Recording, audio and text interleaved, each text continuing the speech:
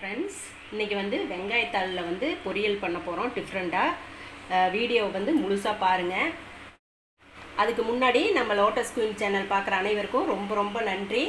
மறக்காமல் சப்ஸ்கிரைப் பண்ணிக்கங்க, லைக் போடுங்க, ஷேர் பண்ணுங்கள் உங்கள் ஃப்ரெண்ட்ஸுங்களுக்கும். இப்போ இது எப்படி செய்யலான்னு பார்க்கலாம். இது நான் வாங்கி 2 நாள் ஆகுது, அதனால் லைட்டாக கொஞ்சம் வாடி இருக்குது. அதெல்லாம் கட் பண்ணி எடுத்துக்கலாம். இதை பொடி பொடியாக கட் பண்ணி எடுத்துக்கலாம். இப்போது கட் பண்ணி எடுத்துகிட்டு அப்புறம் உங்களுக்கு காட்டுறேன். இப்போ இதை கட் பண்ணி எடுத்தாச்சு. ரொம்ப பொடி பொடியாக இல்லாமல் இந்த மாதிரி இந்த அளவுக்கு கட் பண்ணி எடுத்துக்கோங்க.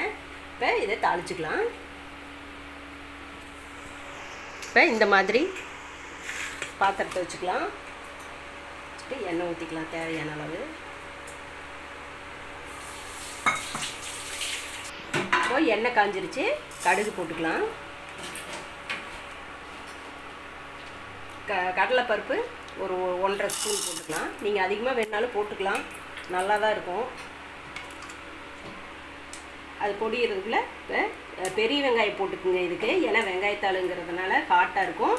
சின்ன வெங்காயம் வேண்டாம், பெரிய வெங்காயம் ஒன்று பொடி பொடியாக கட் பண்ணிக்கலாம் நீளமாக.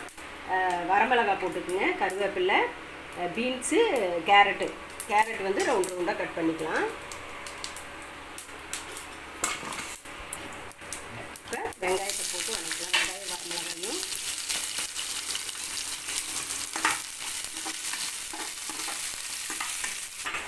வெங்காயம் கொஞ்சம் வதங்கிருச்சு. இப்போ கருவேப்பிலை போட்டுக்கலாம்.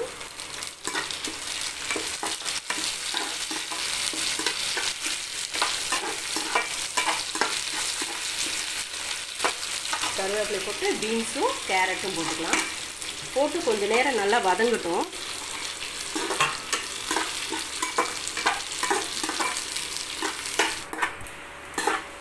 இப்போ நல்லா வதங்கிருச்சு. இப்போ லைட்டாக உப்பு போட்டுக்கலாம்.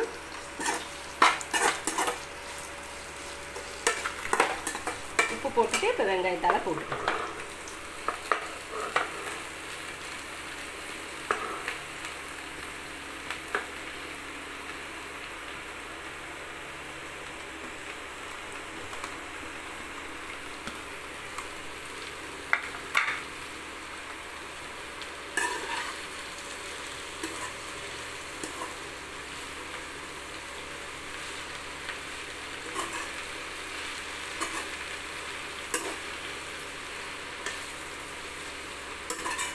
இந்த மெத்தடில் செய்யுங்க, சூப்பராக இருக்கும். வெங்காயத்தாள் நாமளே இந்த வேஸ்ட்டு சின்ன சின்ன குட்டி வெங்காயமாக இருக்கு இல்லையா, அதைவே நெட்டு வச்சோன்னா நிறைய கிடைக்கும். நாமளே வீட்டில் ரெடி பண்ணிக்கலாம், வாங்கணுன்ட்டு அவசியம் இல்லை. வெங்காயத்தாளும் அதிகமாக கிடைக்காது.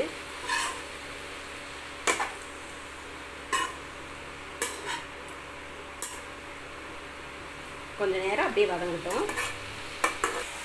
இப்போ நல்லா வதங்கிருச்சு, நல்லாவே வெந்துருச்சு. இப்போ உப்பு லைட்டாக பத்தலை, முதவே போட்டிருக்கோம், பத்தலை கொஞ்சம் போட்டுக்கலாம்.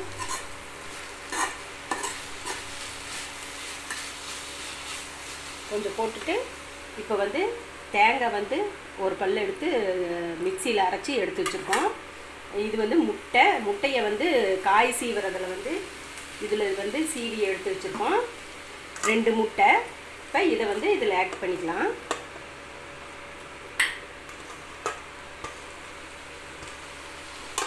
தேங்காயும் இதிலே போட்டுக்கலாம்.